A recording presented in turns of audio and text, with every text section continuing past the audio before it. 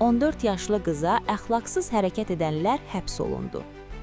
Ağsuda yetkinlik yaşına çatmayan şəxsə qarşı törədilmiş qanunazid əməllərə görə 2 nəfər cinayət məsuliyyətinə cəlb edilib.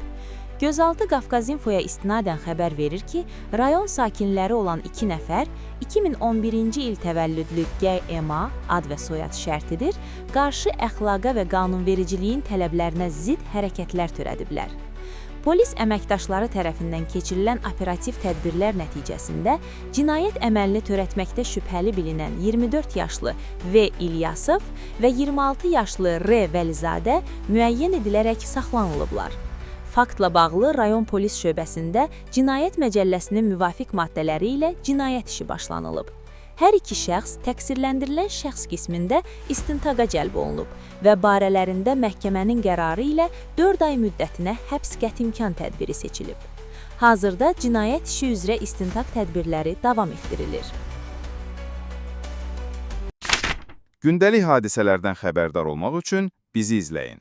Söz altında yox, göz altıda qalın.